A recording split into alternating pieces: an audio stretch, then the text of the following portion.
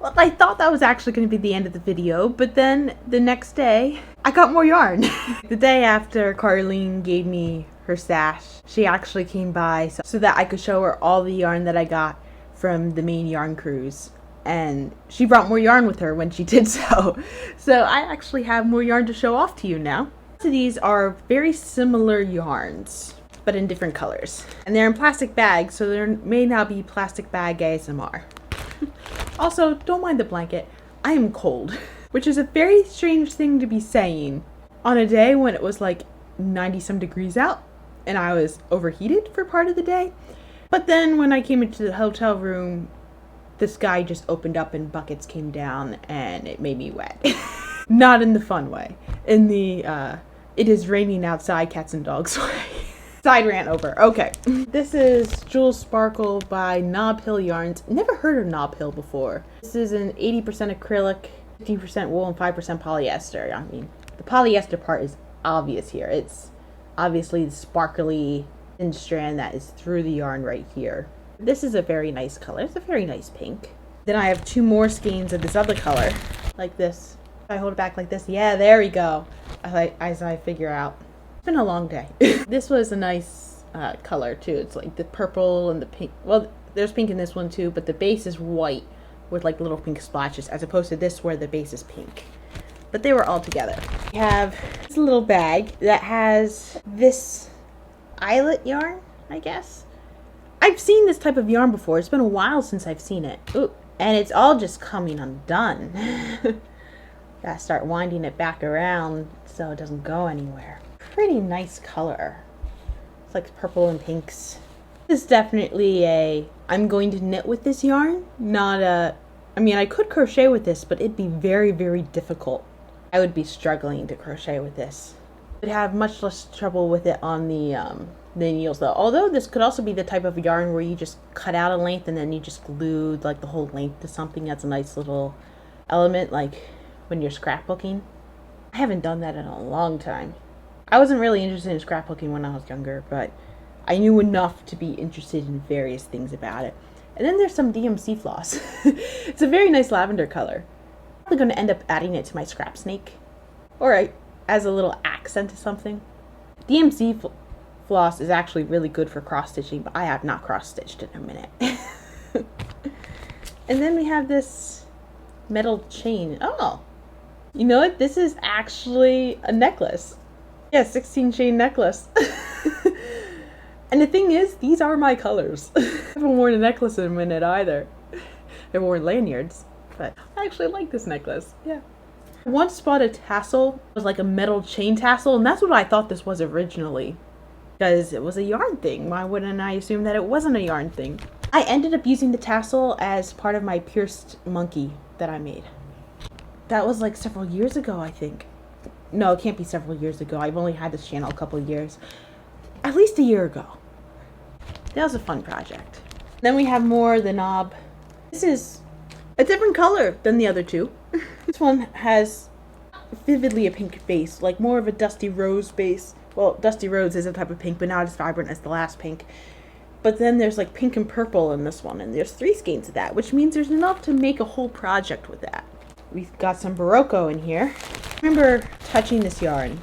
Like, oh, full disclosure, when I was showing Carlene all the yarns from my collection, she actually showed me all the yarns that I'm about to show you. I had already committed to making the first part of the video, so even though I've already seen these yarns, I'm still going to show them off, because actually most of the time when I'm filming these, I actually have seen all the yarns because I bought them myself. Probably over-explaining something that doesn't need to be over-explained, or explained at all. This is Quest. I don't typically see this Barocco. It's a very shiny yarn.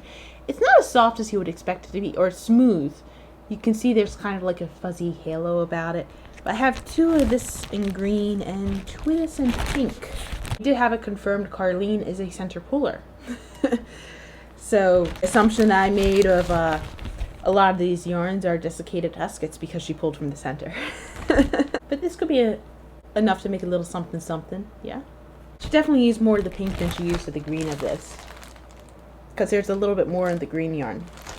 I know from having seen these before that more of this is coming, but this is definitely more of buying multiple seams in the same color strategy, which in all honesty is a good strategy, because if you want to make a bigger project, 50 grams ain't going to cut it. 100 grams might not cut it. If you want to make sure that the colors match, if you buy multiple skeins at the same time, that's how you do that. Otherwise, you might not get the same dye lot when you get the yarn back again, if you go back like 6 months later. And that's how people have sweaters of the same color, but they see a significant difference in their sweater colors. Oh, this is a special one. She took the time to explain this one to me. She actually left me a pattern in here for a scarf. This is some of the softest chenille I've ever touched. And it is such a beautiful color. And she left me a project. So this is like a little scarf, and it is such a soft scarf. Then she decided that she wasn't going to make it anymore. She's already made like several of these scarves, and I think she just hit her limit for this project and decided to hand it off to me. So I actually have the option of whether I want to frog it or whether I want to continue the pattern. To figure out where I am in this. It's interesting. It feels really nice. I have 3 balls of this, so she says that I have enough to finish the project if I want to do that. For someone who doesn't buy a lot of like furry yarns, I have bought a lot of furry yarns this trip, and there's also been a lot of furry yarns in here, so I'm probably going to be using a little bit more furry yarns in the future, simply to get through what I need to get through. Or to get through what I made, yeah? And also because some of the people I've been looking at now really love using furry yarns and expect their pattern to be made using furry yarns. I have more of the knob, this time in an orange. Some of the orange has been used, but you can see we have like a pale orange with some browns and orange underneath with the sparkly stuff. I have enough to make a variable sampler of this knobbly stuff. Oh yeah, it's all not the same thickness either. You can see it goes thin there, then it spins super thick, and then it's thin again. Could make for some interesting stuffed animals. If it wasn't for the orange, they all would have gone together nicely in a garment. That orange does not go with any of the pinks that are there. Then we have a lion chenille. Almost make like a teddy bear out of that, yeah.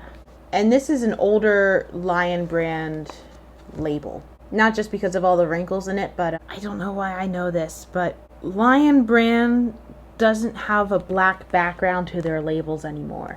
They still have that. They still have the red, I believe. But I don't believe their backgrounds are black anymore. I think it's a brown. I'm going to verify this when I get home. And once I verify it, I'm going to put a clip right here. Editing Becky, please do that. And then we got this nice dusty pink and what I assume to be 100% acrylic yarn. It feels like a older 100% acrylic yarn. I actually had this exact color when I was younger. I remember working with this exact color. I wonder if this is that same skein. But I remember liking the color. Also, I seem to have become a much bigger fan of pink than I was previously. We've got some more of the blue, 100% acrylic again. I'm just going to move the bag to my lap now. So if you see a trash bag, that's just me not wanting to reach down for the skeins now that the skeins are no longer in the top half of the bag. Here we got this chenille green yarn. It looks like the center pull is still available and the outer part was wound around this. It's honestly understandable. Yeah, this is relatively soft. Then we have this gray yarn, which I actually do have some yarn like this at home I haven't used yet in a different color. What's special about this gray yarn is you open it up like this and you have little holes. So then you kind of just use these holes as like your knitting loops. And then you can have a ruffle with your knitting, which is a look people go for. It's not a look I do very often, but I can respect those who enjoy that look. Then we got a cake here. Well, I hold it back here, you can see it. It starts with like a gray on the outside and it goes to like a lighter blue, then a darker blue. The colors look very, very nice together. Then we got this orangey yarn. This is 100% old acrylic or polyester, but probably acrylic. I guess polyester is a type of acrylic, yeah? This yarn is so rough. We have a nice navy blue yarn here, which is again 100% acrylic. It's an older acrylic. It has that older acrylic feel. It shows up very nicely on the camera. It's actually a lovely contrast to this. And then we got this lovely red chenille. Super vibrant. Doesn't quite go with, oh, kind of goes with that. Yeah, this also feels very soft. Oh, okay. You know what happened to this skein? I can already tell from the way that it's wound. So this was a skein like this. But a trick that some people like to do to get the center pull is they'll take this and they'll whack it. And they'll flatten it and make it easier to pull the center skein out. And this was whacked or flattened in that way, and then the yarn was wrapped around it, so it actually stayed in that way. Can you tell I'm thoroughly entertained? Then we got this white yarn. It's another old white acrylic. I'll hold it farther back so I don't shine you out there. It's a bit softer than some of the other acrylics that are in here. It'd be good just for messing about with, like, maybe not a commissioned project, but just like a practice test pattern thing. If you want basics in your yarn stash, it's always good to have, in just like normal texture, worsted weight, a white, a black, and a beige, and some browns and some grays. Because you can make them work on several different projects, especially if you get into making animals. Because even though animals are cute, lots of them have blacks and browns and grays and whites and beiges. Even though they are the most boring colors. It's also good to have yarns that make you happy though. Yeah, this one's from Christmas tree shops. It's been at least 20 years since I've been in a Christmas tree shop. I'm not even sure if I've been inside. I know my grandmother liked to go in them. Back when she was alive, one of my grandmother's favorite activities was to go shopping. But because she was hooked up to an oxygen tank and she needed a wheelchair by the time that I was younger, going shopping was a production. She loved herself a good craft store. We went to Michael's and Joann's and AC Moore many, many times. Although at that time, my yarn obsession was not as big as I was then. I also liked going to the wood section. We would paint a lot together. I remember one time she told me to be more careful with my painting because we can't go through it that fast. She also liked the rub-ons. It's kind of like you have this plastic thing and then it has a design on it and you put it on top of a piece of paper and then you scrub it with a popsicle stick and then you lift up and the design is now on the paper or the wood or things like that. I haven't seen those in a hot minute. We have this nice suede yarn, which is also another type of chenille. Yeah, lion suede. And it has a pattern for a scarf that requires 3 balls, all in colors that are not this color, but that's okay. This color is also nice for like what I was just talking about, being dogs and cats and humans and things like that. Ooh, yeah. I don't typically go for browns, but this brown is exquisite. Oh my gosh, this screams teddy bear. This is another chenille, very little amount. It would have to be a very small teddy bear, but I'm sure I've got a pattern for one somewhere. Just make a little thing, a little taste of a stuffed animal with that. Because I don't want to use this as just an accent. I want this to be the body yaddy yaddy. Earlier, I was talking about how the Lion brand made this one colorway, and it's like, this seems like a landscape. Well, this is the type of yarn I was talking about. This is the landscape yarn. I've used landscape yarn many times. It's a bit rough, but it works up really nicely. It's not easy to sew with, but it is amazing to knit with. But it would be good to crochet with as well. This is a nice, vibrant fuchsia. Yep, it says fuchsia. Ha! There we go. And then we have more fun fur from Lion brand. Yeah, this is exactly what I was talking about. So this is a more recent version of this yarn. As you can see, this is the black. This is the brown. This is closer to what Lion brand does now. Even though this is also a relatively old Lion brand. You can see the subtle difference there, right? A nice gray fun fur. This makes me think terrier. Then again, I've been seeing a lot of dogs the past couple days. And then we got this other jewel box. This is a Karen yarn jewel box. It's like a velvety thing. I have actually never seen a Karen like this. This is called Deep Jasper. Usually when I buy Karen, I like to buy their Simply Soft. That works out really well. I also like to buy their 1-pounders because that is a good way to get a lot of the same color for cheap. But this is a fun texture. I don't remember seeing this. This could also make something a little bit quirky. It could actually go really well with this yarn. Even though it's Lion brand and Karen are not the same thing. We've got another beige yarn. This could actually be wool from the way this feels. Although Carlene was telling me that she doesn't really like using wool. She is a big fan of the acrylics and cottons and other textures like that, which totally understandable. And then we got like a black here. This looks like a black, another black acrylic. Again, brand unknown, but that's okay. We got this magenta color. This is a 2-ply. Yeah, this is a 2-ply. I don't know how I knew that, but just by looking at it. Ooh, we got some more black. This one's in a cake. It looks a bit sharper. It's a different texture. It gives the illusion of being furry without actually being furry. Then we got this salmony color. Peach might be closer.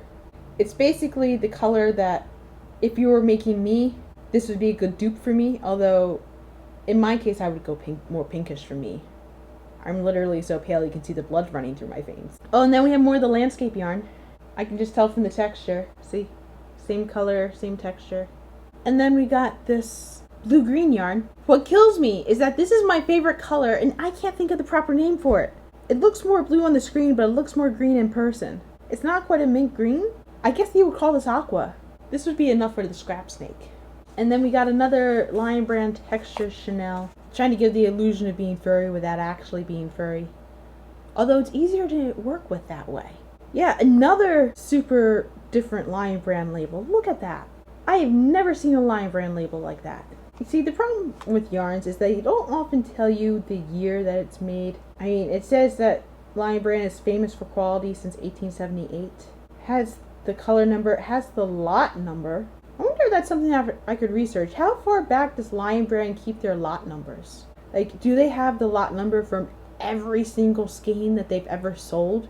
Or do they have the lot numbers up to a certain set amount of time and then every so often they have to clear their information log to make room for the new ones that are being made and the ones that people are actually using? Because chances are, if they do clear their lot numbers, this one's probably been cleared. We got this fun little bit here. It's another one of these yarns. This could be scrap snake. This is just enough for scrap snake. Although that would also be an interesting endeavor in itself, trying to use this on a spool knitting machine. I don't know if it would work on a spool knitting machine. We will have to see.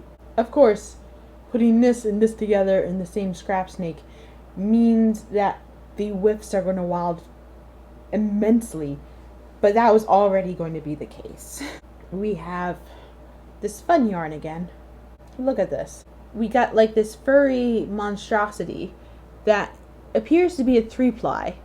So there's the thing that gives the furry bit, the gray thing, and then there's just a white regular loosely plied thing as a base, and then we got the pink eyelet yarn, which is actually a 2-ply in itself, and they're all wound together. And this is one of the softest things that is in this bag. And then we just have a little bit of gray acrylic.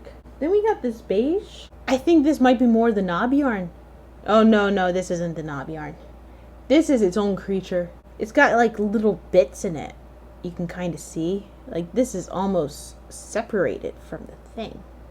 Then we got some black specks in there. Yeah. That is going to make something rustic. I don't know what it's going to make. I don't know what most of this is going to make. It's a surprise to me. I find out when I find out. And then we got this really interesting yarn. This is like a nice soft boucle yarn, but it's an interesting colorway. I don't typically think of combining yellow and gray like that. But somehow it works. There's like some purple in the gray. That actually, yeah, some purple right there too. That provides a nice contrast. And then we got this nice little red. This is super soft. This is not worsted weight. This is probably more like, this could be fingering. I was about to say DK, but I think it's closer to fingering. But even though it's super soft, this is still an acrylic. This is a collection of 4 here. Ooh, all the same, they all look fuzzy. And they're all tangled into each other. I think I got a case of connected balls here. Oh my gosh, you know when you just say something and it sounds like it's dirtier than it actually is, but I swear I'm literally just talking yarn balls here. Oh, they're unconnected now. Okay. This feels rougher than I was expecting it to be, but there is a lot here. So I can see this yarn working one of 2 ways. Either we have enough here to make a really tightly knit project, like so tight the hook is squeaking and it creates like this really dense fabric, or you do something with a really open work lace design. Like you get a size 13 knitting needle, you wrap the yarn around it, and then you crochet that so you get like this nice wave look, things like that. But we have quite a bit of this yarn. 4 balls, so I possibly have enough to make a shirt here. Then we got this solid brown, and this is also another acrylic yarn, but it's a good brown. I do like the nice dark brown. And look at that purple, oh my gosh. That is such a vivid purple. And then the last skein here is just another plain white. Like another plain acrylic here. That's a lot of fun. So I also have some yarn from someone else. The person who is currently my grandmother's partner, John, when he found out that I was going on a yarn cruise and collecting all the yarn, and when he saw me showing off all the yarn to Terrell, he decided to bring me some yarn of his own from his stash, the little amount that he had left. So we have it here. Have not looked at it too much yet, but we got some little weird quirks here. So we got a little safety pin attached to the bag. We got a pencil inside the bag, and wow, I mean, that eraser is dead, but that point is sharp. Look at that. We got some little yarn scraps here. We got some white, two different types of white. This one's thicker than this one. This one also feels softer. This one kind of feels like cotton, actually. This feels like a cotton yarn, and I don't know what this is. Could either be an acrylic or it could be a cotton acrylic mix. Ooh, could be a cotton acrylic mix. We got ourselves a whip here. It looks like someone started a crochet project. So we got this yellow yarn. This has more of a cotton feel to me. It's a nice vibrant yellow though. Yeah, this is not an acrylic feel. This is cotton. And there's a hook in here. This is a K hook, a 10.5. So American size is a pretty huge hook. I don't know what this person was thinking about making, but this was made by someone who is unfamiliar with how to do it or hasn't got their tension down quite yet, because you can see all the loops are wildly different sizes. That's not a problem. We all have to start somewhere. Although the fact that I have it now means that they're probably not going to get much farther with it. But we got some more hooks, which this now might be the biggest hook in my collection. I'll have to compare when I get home. It doesn't say what size it is. All it says on it is made in China, which, I mean, most things are made in China nowadays anyway, aren't they? And then we got another hook here, a Susan Bates 10mm. Yeah, so comparing these two, I would guess this is either 8 or 9mm. If this is a 10mm, because that's slightly smaller than this. This, who even knows, right? This is like, we mean serious business. We got more hooks. I wonder if any of these are sizes I don't typically have, because the majority of my crochet hooks now are hooks that I inherited from a different relative, and I have multiple hooks of the same size. We have this hook here. What does this say? The number 8. Doesn't look like a number 8. You know, crochet hooks nowadays and sizes are pretty standardized, but they probably didn't start out that way. Yeah? With that, I mean, I wonder how long it took for crochet hooks to actually become standardized, to come to the sizes. Because I mean, you can go into any yarn store now and you can get like a needle gauge and know how big your needle or hook is supposed to be. But we know that wasn't always the case. Anyway, this was made in England, so it probably has the millimeter on it. No, Millward. Never heard of that brand before. No, just 2, size 2. Yeah, this looks like a size 2. Pretty solid hook. I think I had this exact hook, or something similar to it. Like same color, same size. We got a bit of the beveled head here. It's not like a bit of a beveled indent here too. It doesn't go straight into the... Yeah, these are all kind of beveled. Like sometimes the hook it goes in, but sometimes it just goes straight. Then here we have a Susan Bates. I was about to say like Susan Bates. Yeah, Susan Bates does it just straight. They don't bevel it inwards. It's a pretty common name. Size 5 or F. Size 5 is handy. I think I have had some patterns request for a size 5. Well, I do have a size 5. They've requested like a 4.5 or no, 4.75 and I didn't have that. This one's super, super thin. This is like, we work with lace. Oh boy, yeah. Boy's a brand that's still around nowadays. This is a 10, but this is an older boy. I feel like they would have a different sizing mechanism now. I don't know. That is like, you work with the thinnest of the thin there. We have this nice red hook. Big thick boy. It's an I9. This is a size 9. Don't know where it's from. Then we have this other skinny boy from Boy. So it says 3. Slightly bigger than the other one, but this is still like intricate work. Like this is the type of hook you would use to make something for your dolls, and then you give your dolls a mini pretend hook and you pretend that your dolls were crocheting. And then we got this hook here, which this is a first. This hook has a pencil grip on it. It's the first time I've seen that. Well, in person, I've seen that on the internet. But that's smart. My grandmother, who was a crocheter, she actually just had like a piece of foam that she had with masking tape that she used as a hook grip. It gave her a little bit more. And then we got this cutie little itty bitty hook.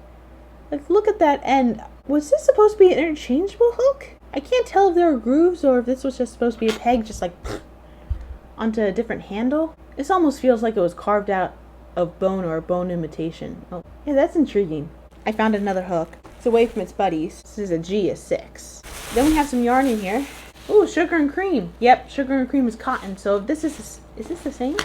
I think we found out what this is, although this is somehow bigger. And then we got this other cotton that's like this green, blue, white variegated thing. I love the feel of cotton. Oh my gosh. Yeah, it's from Joann's.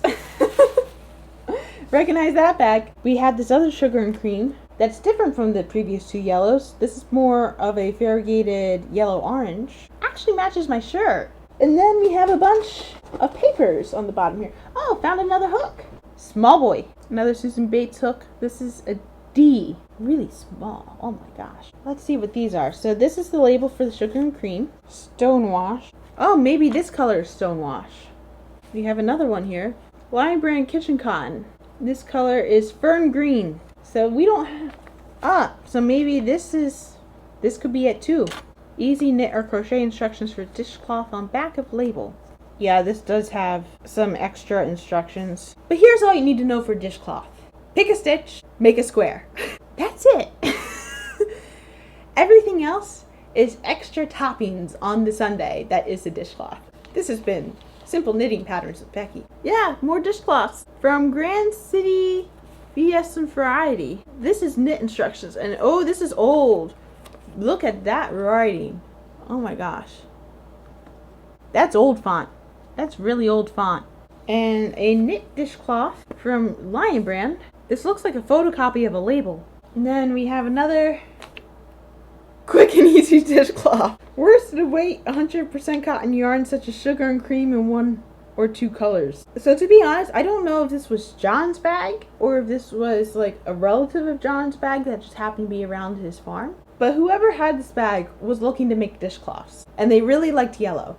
In all honesty, if you're going to have a beginner project, the dishcloth is the perfect beginner project because you get to practice all the skills that you need, including casting on and binding off. And you get close to instant gratification of having a completed project. And you don't have to put a lot of effort to make a dishcloth look good because it's literally just a square.